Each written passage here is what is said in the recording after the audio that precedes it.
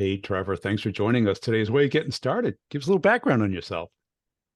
Morning, good morning. Yeah, Trevor Lewis here with In-Store Design Displays. So what we do here at In-Store Design Displays is predominantly working with CPG brands as well as a lot of agencies, predominantly around designing, developing in-store solutions. So everything from design development through production, through the logistical management, all the way through the final execution. We work with brands to, help elevate and tell their story inside retail. Background wise, I've kind of been in this design build space my entire career. I cut my teeth in selling trade show exhibits early on, but it was very similar to what I do today in today's world. But a lot of the difference is just the scale. So instead of designing, deploying one booth that would go to a large national trade show event, we're designing and developing, thousands of displays that have to be executed across, large retailers such as Walmart, Target, et cetera. How'd you get interested in this? You know, I think it kind of found me in a way. They knocked on your door. Come on I out, Trevor. definitely, yeah, I definitely loved doing something different every day. So that was some of the, the things that I was looking for. And I loved working with clients to kind of bring this idea that they had to life in a physical setting in which they could kind of tell their brand story. And I love doing it in the trade show world. And so what had happened is I wanted to kind of take that next step. And within the trade show industries, it's quite a bit different because these companies are not buying these assets every year. So within the retail industry, that's one of the big differences is they're typically allotting, you know, um, budgets for displays because they've got to continue to, sell things inside retail. And that business model was a little bit more intriguing to me than just staking in the trade show arena. And so I made that change and started going into working with brands and developing more POP displays, more signage. And I really just loved it. I've loved working across all different types of categories from, consumer electronics to sporting goods to, health and beauty category. I love working with emerging brands, so brands that are, looking to compete against the folks of Procter and Gamble or Kimberly Clark as an example. And I love just being able to understand their kind of little story of how they've got to that position and what can I do to potentially impact them in a positive way and help grow. So ultimately, what we do is we help organizations drive sales and then help maintain that retention through the customer experience. And I've loved that. I've loved every aspect of it, and I'm definitely fortunate to find a career that I'm excited to come to every single day. Cool. And what's the hardest part of the sale?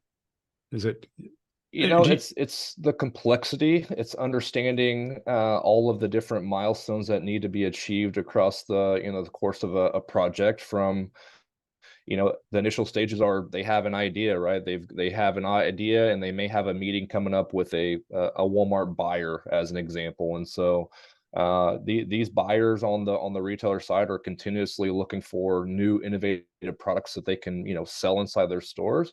But also, what are these brands doing to help drive sales, right? So what are they doing on the marketing side? What are they doing on TikTok, and what are they doing on some of these other channels to create enough awareness so that if a retail buyer says yes, we want to sell your products in our store, that they can actually have sell through. And so that's the first piece of it. But whenever they're going to those buyer meetings, they often need to understand and be able to articulate what they're going to do to help support their brands inside those retailers.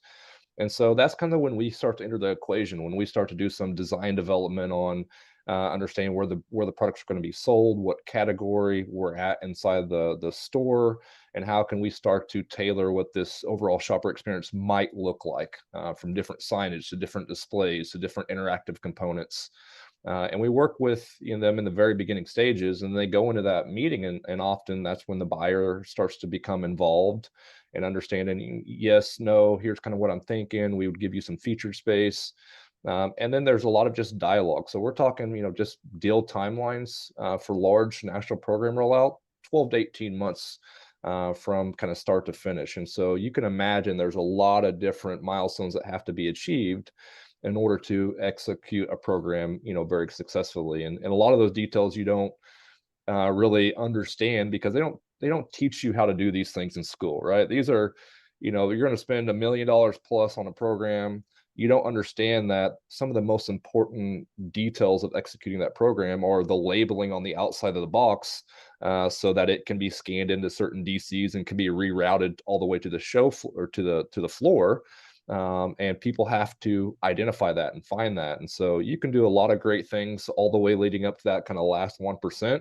But if this display doesn't successfully get executed on the retail floor, we've wasted a whole bunch of time, and resources and money. And so there's so many different milestones that have to be checked. Ship testing, and where we do extensive testing just to make sure that this can withstand going through a FedEx or a UPS or being hit with a forklift. And so that's a significant piece of our what we do to make sure that it's going to be successful when it gets rolled out. So a little detail like that, it's tough to tell that story on a website, for example. But clients really trust in our ability to execute, and that's just the project. They also need to make sure that we can maintain confidentiality, and these products are often not in the marketplace. And so being able to maintain confidentiality, make sure that we're not creating any risk for our clients, that we're managing these assets very strategically, but just making sure that we're limiting who's exposed to these. So those are just a few of the elements that I don't think most people would realize whenever we start to engage with them on a new scope of work. Okay. And do you do this all at risk until they place the big order? Or Yes and no. I mean, there's definitely, investments that need to be made at different stages along the way. So, and oftentimes clients will approach our creative services as a standalone service request. So they don't necessarily have a production need yet. And so we may need to just sell a creative service package to them just for design development. And that's one way that we can help kind of achieve the client's needs, also manage the risk on our side, yeah. because those are a lot of resources being allocated for just design development. So there's different ways that we can impact a client, but definitely, yeah, it ultimately comes to, hey, a lot of our clients need, they're large organizations, so they have net 60, net 90 terms. And so it's important that we understand the timelines and execute as quickly as we can, because as you can imagine, that's from an operating standpoint, that's a lot of cash that's outlaid out there. And so we got to be able to execute and move these programs through as quickly as possible, certainly. And is it a standard persona at these companies that owns this responsibility, or is it all over the map? Really It hard. really is all over the map. I think you can segment it, based on certain account types. So, our blue chip, which in our world, that's an enterprise level account. They have, a lot more dedicated teams that we would work with, and some of their personas align to that. So it'd be someone like a trade marketing manager or a shopper marketing manager. So there's a few different folks that are involved, but it's pretty defined within a certain, they're in this department Yeah. often. As you start to tier down to your mid markets, and all the way down to your, more of your SMB or emerging, hyper growth CPG brands, that org chart starts to flatten out quite a bit. And so ultimately, there's typically someone in marketing that's involved, and often sales as well. So those two teams are pretty intimate with what we're doing from start to finish.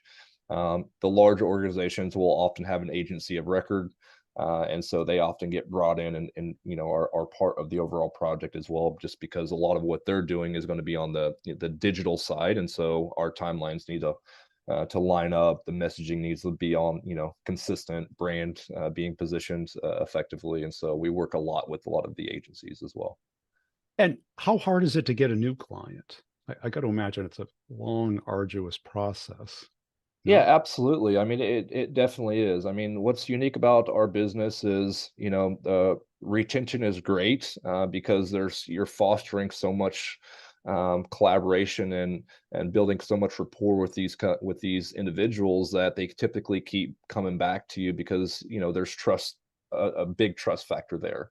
And that's great, but it also makes it tough whenever you're looking at going and getting net new business as well, and which they may have an existing supplier in place, an existing relationship in place. And so just moving that is quite a bit of risk in our client side. You know, that relationship might not be perfect, but they have a general understanding of what works, what doesn't.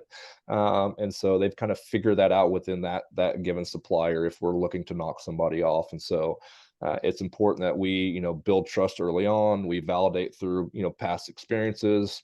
We are position ourselves to be an innovative, because all of that definitely helps them, lower that risk factor of moving to a different supplier.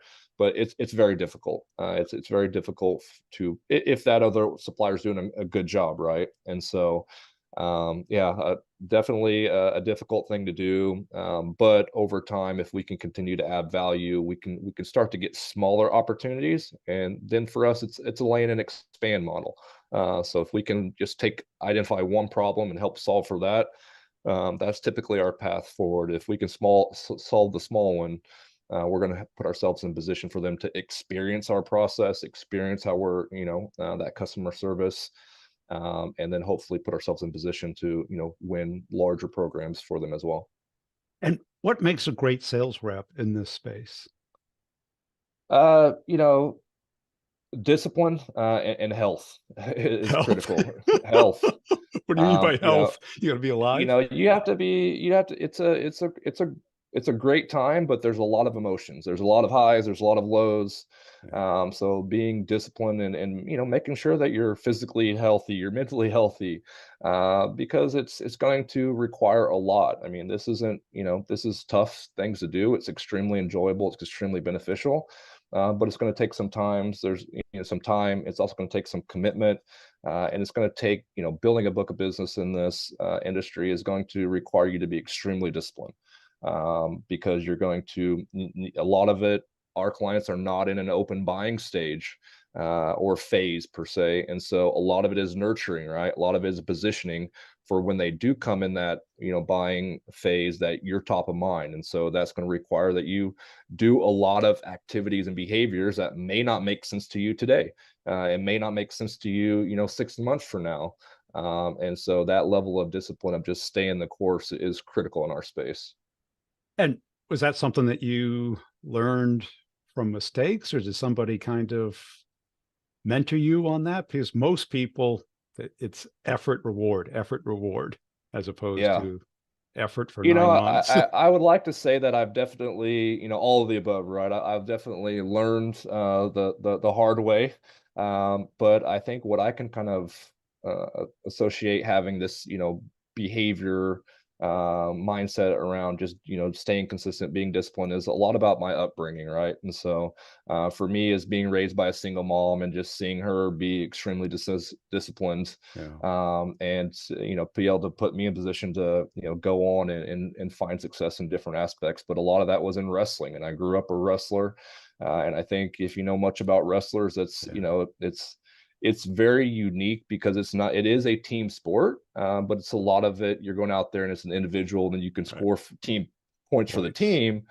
But it's a lot of showing up. It's a lot of showing up on day in and day out. You don't just all of a sudden become a great wrestler. It's a lot about what you're doing in the off season, a lot of what you're doing day in and day out to put yourself in position to be have an opportunity to be a great wrestler. And so much of that's around discipline. And I think having grown up done that, I can look back, and I played all of the sports, but I can look back and there's clearly one sport that stands out amongst all the others when I think about what has impacted me today in my career. And it's a lot of the things that I was taught, in wrestling, and that was just consistency and discipline, will ultimately put you in the best position to perform well when that time is there. And and wrestling has a high coaching component to it, right? There's Absolutely. because nobody would do all that stuff if they were left to their own. It's again, it's one of it's the most unique sport for me when you think about, what are the elements I'm doing today. And yes, it's definitely a high coaching component. It's also you're in under an immense amount of pressure and stress. And so You've got to be able to make critical decisions quickly while listening, and performing in real time. And so, that's so much of, leading sales teams and leading go to market teams is, we're dealing with a global pandemic. And so that's going to force you to make some critical decisions that you've got to place some bets on, but you've got to be able to stay disciplined in those arenas as well. And then be able to coach the team and lead the team through kind of the unknown, right? And a lot of that is, where I kind of pull from, and look at that wrestling background, because it's very similar, when you just think about what you're going out there to do and perform, and definitely have to be coachable and listen and learn and understand the situation, as well. Yeah, because I always kind of map learning to become great at sales to doing something that you're doing physically. Because our brain kind of learns at the same pace our body kind of develops. You go to the gym one day, you come home and you weigh yourself, right? You expect, oh, I'm down 10 pounds, right? You gained a pound. It was the water Yeah. you. And because everybody thinks that, I took a walk, I'm gotta have lost weight, right? How long did you wrestle?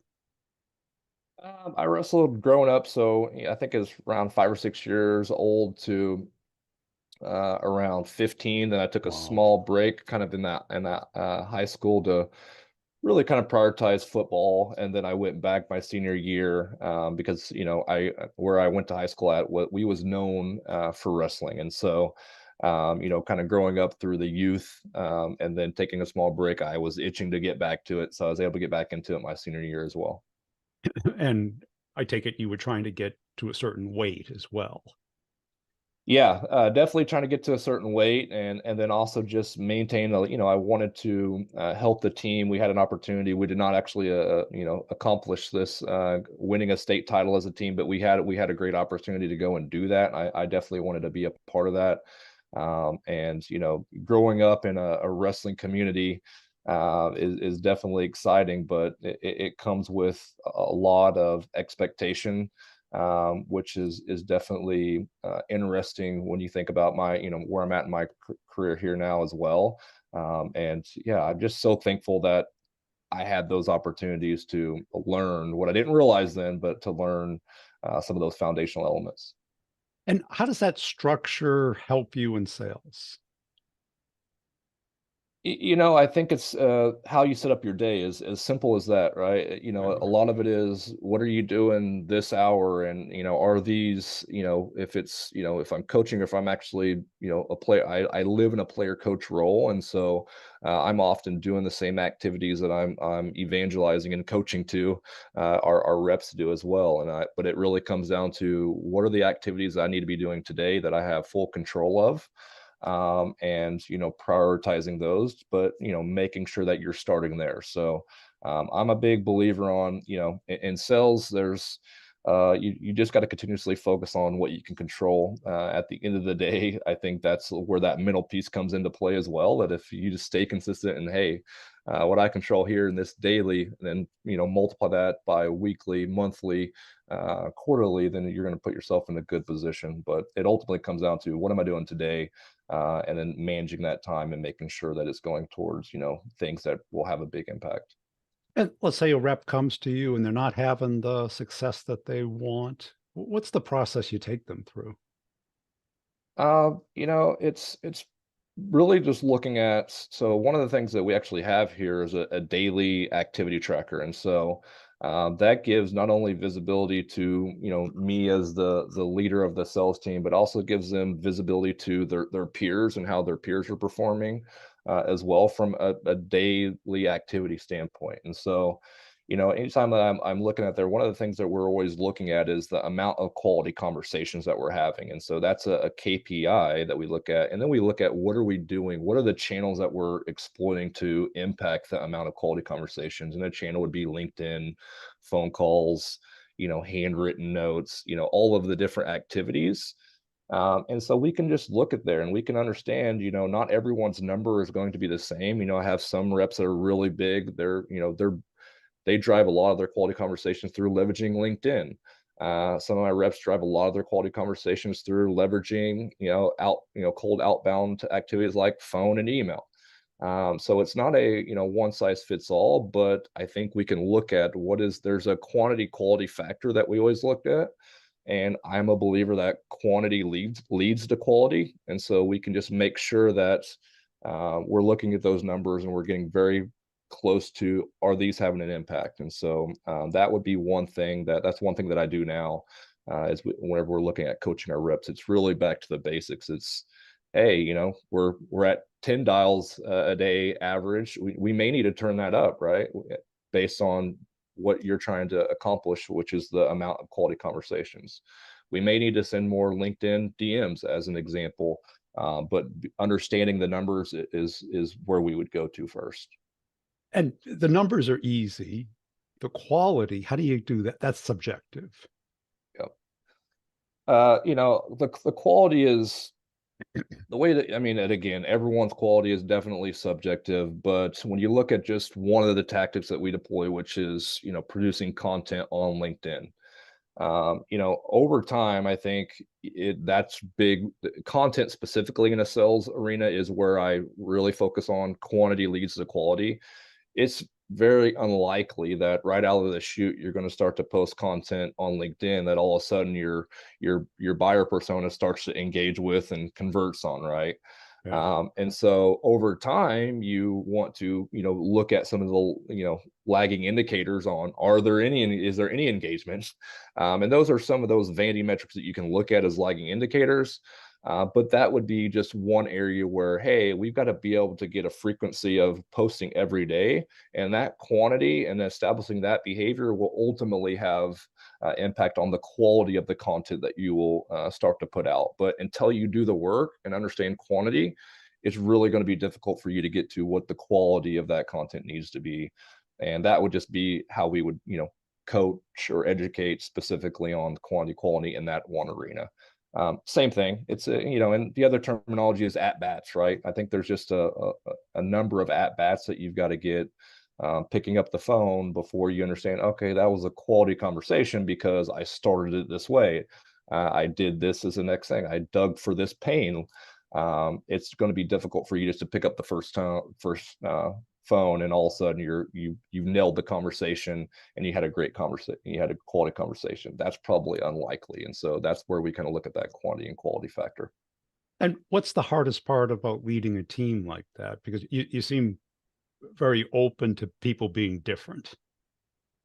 What's difficult is, it really comes to managing them, right? And that's where you've got to manage them to their unique skill set. You've got to understand how to. It's very much. I'm a huge football fan.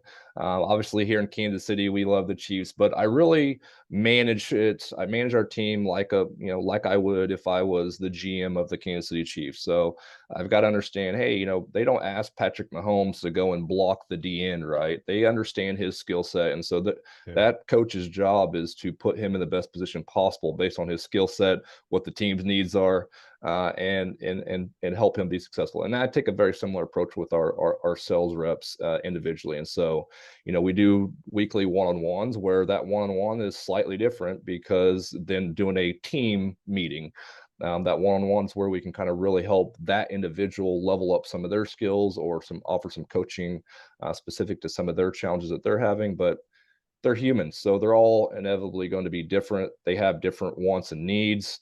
They have different levels of what they think success is, and so we really just try to tailor it to them, but make sure that we understand that we're clear on our expectations as well on what this role entails. And so it's always trying to put the players in the best position to win. But it really comes to, is your manager able to do that? Do they recognize that? And it does take more time, right? And so Yeah. I think as a manager, you would love to be able to send one coaching message that fixes all of the players' problems, right? But that's not really how it works. And so there's some we believe that repeatability leads to scalability. So there's some within the process that we need them to be consistent, but their go to market approach or how they drive net new conversations really is going to come down to their personality and what works best for them, and then making sure that we're giving them the tools to be successful. And what do you see separating the very best reps that you've ever worked with or met from the okay reps? Is it a characteristic? Is it a skill? Is it work ethic? Yeah, I'd say it's definitely work ethic. And it's, work ethic, discipline, consistency, all those are kind of in the same arena. But, the ones that are successful in our business today are definitely ones that are very consistent. They come to work at the same time. They do a lot of the same behaviors day in and day out. They don't get too high on their supply. They don't get too low. Mhm. They don't necessarily have the happy years because they're very due diligent with doing their upfront contracts on any new conversation. And they have a way in which they conduct their day. It's not just madness all day long. It's pretty strategic. It's pretty consistent, and I think once, if I'm looking at, how do I go and recruit someone that I think is going to be a good fit here, I'll definitely look. Hey, are they consistent on LinkedIn? Do they post at the same time every day? Right. That's a consistent behavior that I can recognize from outside these four walls. Do they are they in do they prioritize their health, right? And some of those things are definitely, the folks that are successful in our business today prioritize their health, but they're extremely consistent and their days planned. They don't just, wake up and say, I'm going to do whatever today brings me. They're very strategic and with their plan, and I think that's what we look for, but that's also what we coach to. Yeah. And is your business quarterly driven or Yes and no. I mean, from who we're selling to in certain categories are definitely their seasonality, right? We do a lot in the pet space, and so in pet, oftentimes it's whenever the temperature starts to warm up, they're typically deploying more puppy and different kitten types of season? displays, right? And so there's a level of seasonality in the different categories that we sell into, but not necessarily a lot of seasonality into our overall business. It just depends on, where we're focusing at, and we try to make sure that we are fairly diverse with those categories. So yeah, that we're not extremely busy in Q4, but because we have capacity restraints here, and so making sure that we're spreading that out. There's only so many displays that we can work on at one time, per se, and can fill our facility at one time. And so we try to definitely make sure that we're focusing on the right categories to help balance some of that, so we don't get real lopsided on within one quarter.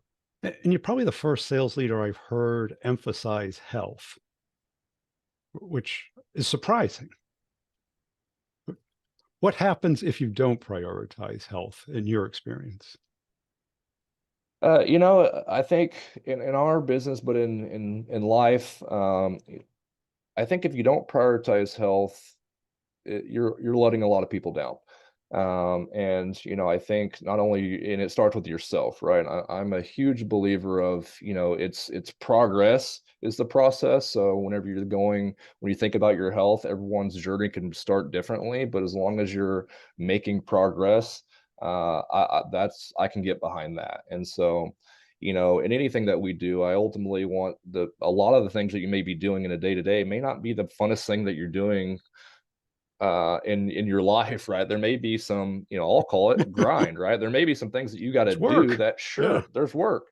In order for it to make sense while you're doing it, I think you need to be healthy. And so I think that ultimately you have certain goals and things that you want to accomplish. And some of it may not, feel the greatest today, but you can think about, hey, once I'm doing it today so that I can, whenever I'm in this moment, I can truly enjoy it. But I just think it's very difficult to enjoy anything if you're not healthy. I agree. And what you often see is that roller coaster where it's like whether you're monthly driven, quarterly, or annually driven, you know, when the deadline comes, you work your butt off, you hit the deadline and the goal, and then you have a siesta for a while, take a vacation, break, which is kind of the opposite of consistency, isn't it? Yes. Yeah. As opposed to, having a solid day every day. People look at that as boring, but it's like, well, it works. It does work, and it's balance, right? Like it, Yeah. absolutely. And it's again, I think, and I can just only look at myself, right? And so Whenever I think about what I can control in a day, if I can wake up and prioritize my health, I walk out of the door winning, right? I there's a lot of things that could, and I'm a pretty emotional person, and so when there's a lot of things that can come in and impact my emotions, I've got to be able to recognize that. And a lot of the way that I've been able to recognize that and control my emotions is through being healthy and doing it in the morning versus at the evening is one simple thing that I have to do so that I can walk in the environment and I can be what I need to be in this environment. And so much of that requires me to be extremely have a lot of clarity, make decisions thoughtfully, prioritize being a human being in our business and making sure that I can do all the things. I have to be a healthy person. And so that's just one thing that I'm just a big believer, and I'm going to continue to place bets on it. And if somebody says, "Well, I don't have time for that," what's your gut reaction to that? Yeah, I mean, it's. I think you could probably imagine what my gut reaction would be to that, I like to hear other people's. but ultimately, it's going to be like, look, we got to find time. We've got to create time. There's nothing more important than creating time to prioritize your health. And so, how can I help you do that? How can we work to do this? And that would be the approach that I would take. Is I'd let them know that it's extremely important, not only to me, it's important to our organization. It's important, but more importantly to them. And so, anything that I could do to help them understand that and then help support them in creating time and supporting that, I would definitely do anything I can to, help put them in a position where they see how important it is and then help support them as they kind of go down that journey. Great. Hey, Trevor, I really appreciate your time today. Where can people go to connect and follow you? Yeah, I think the easiest place is just find me on LinkedIn. I'm very active there. Our organization's very active on LinkedIn as well. So in-store design display, and then my name is Trevor Lewis, and so you can look me up on LinkedIn, send me a message. I definitely will respond to you. No question at all.